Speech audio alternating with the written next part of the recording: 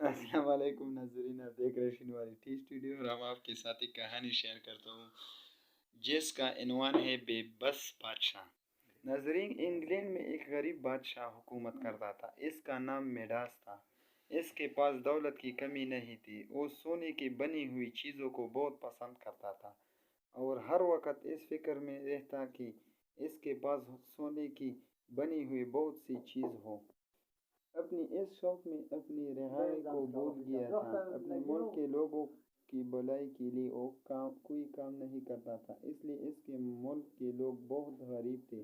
بادشاہ کا وزیر اعظم بادشاہ کو کہتا ہے، عالی جاؤ، ہمیں اپنے ملک کے غریبوں کی مدد کرنا چاہیے، وہ بہت بری حالت میں ہیں۔ بادشاہ جواب دیا، وزیر اعظم، تمہیں ان غریبوں کا اتنا خیال کیوں ہے؟ کیا تم یہ چاہتے ہو کہ ہم اپنی دولت ان بھوکوں ننھوں میں لٹا دیں اور فقیر ہو جاؤں؟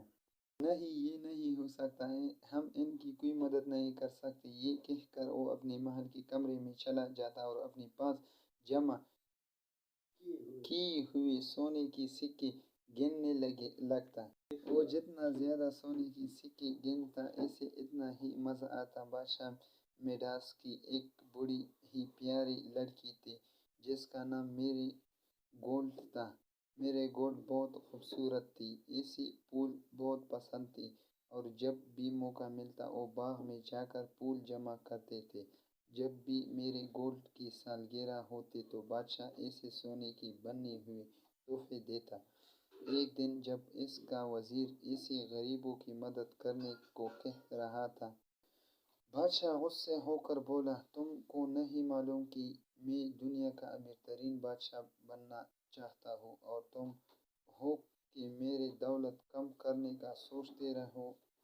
بادشاہ نے وزیر سے کہا، میں چاہتا ہوں کہ میں جس چیز کو چھوں تو وہ سونے کی ہو جائے۔ وزیر نے کہا، یہ تو بہت خطرناک سوچ ہے، اس سے بہت نقصان ہو سکتا ہے۔ بادشاہ نے کہا، گستاخی، خاموش ہو جاؤ اور مجھے تمہارے مشورے کی ضرورت نہیں۔ ناظرین، اسی وقت وہاں سے ایک پری گزر رہی تھی۔ اس نے جب بادشاہ کی خواہش سنی تو اس کی لالچی بادشاہ کو سبق سکھانا چاہا۔ پری بادشاہ کے سامنے آئی اور کہا، میں نے تمہاری خواہش سننا ہے اور اسے پورا کرنا چاہتی ہوں۔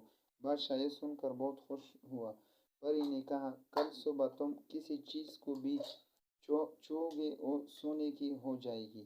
بادشاہ یہ سن کر بہت خوش ہوا۔ اب اسی رات کو نیند ہی نہیں آ رہا تھی کہ جلدی سے صبح ہوا اور اس کی خواہش پوری ہو۔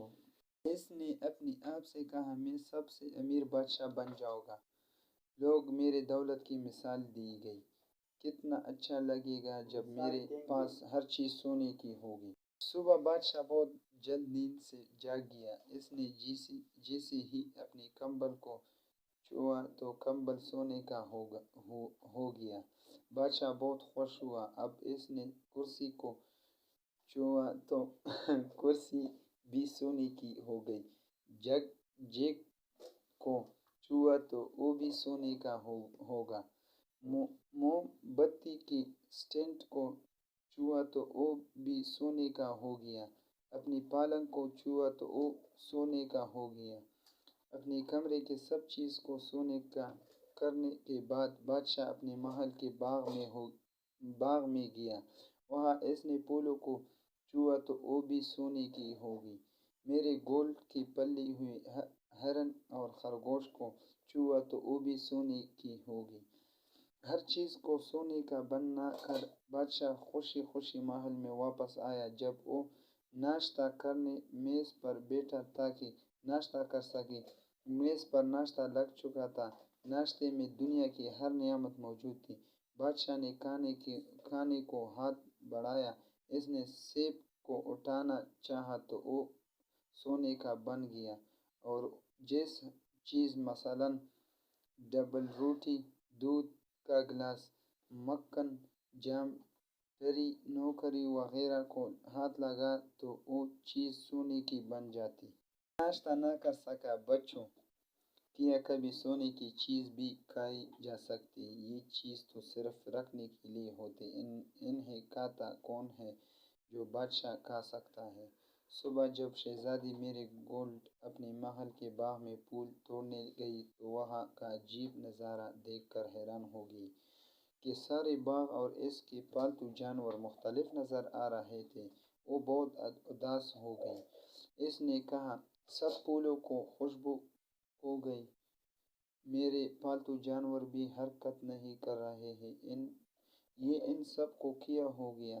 میرے گولڈ یہ دیکھ کر بہت روئی اور روتی ہوئی اپنے باپ کے پاس پہنچ گئی اور اس کی ساری بات بتا دی۔ بادشاہ نے کہا، شہزادی مت رو، تمہیں تو خوش ہونا چاہیے کہ اب میں سب سے امیر بادشاہ ہوں۔ یہ سن کر میرے گولڈ خوش ہونے کی بجائے اب میں سب سے امیر بادشاہ ہوں، یہ سن کر میرے گولڈ خوش ہونے کے بجائے اور زیادہ رونے لگی۔ بادشاہ نے اپنی شہزادی کو چپ کرانے کے لیے تو بادشاہ کا ہاتھ لگتے ہی میرے گولڈ سونے کی ہو گئی۔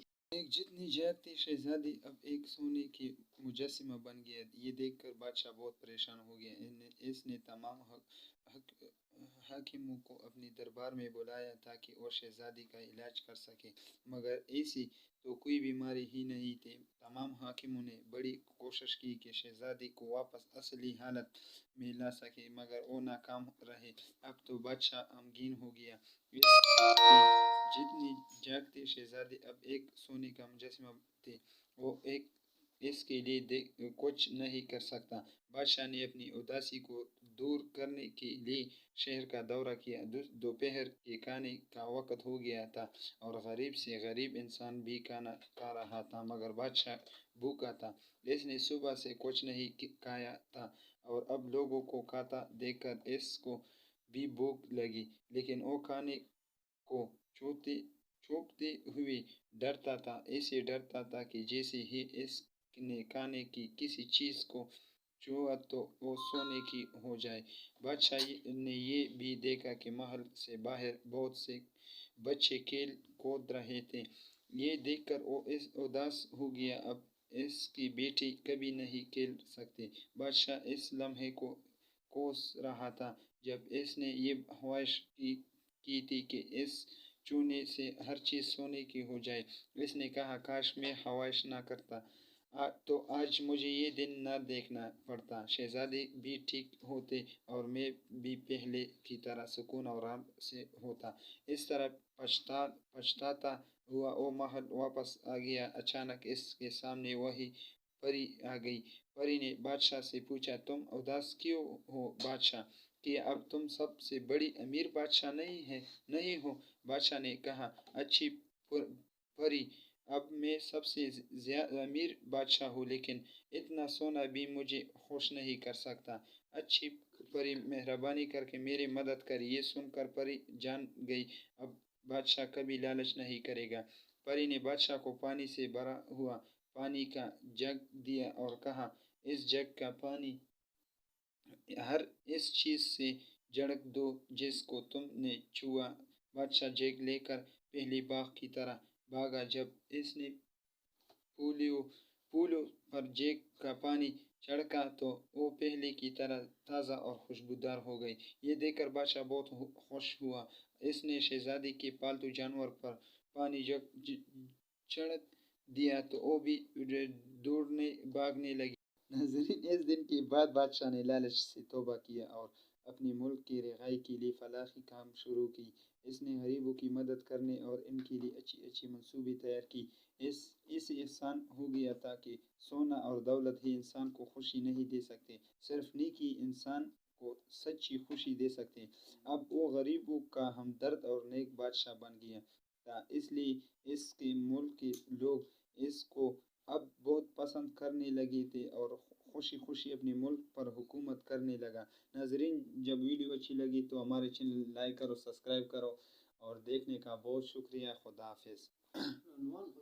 ناظرین، دنیا کا خوشی صرف دین میں ہے، پیسوں کی نہیں۔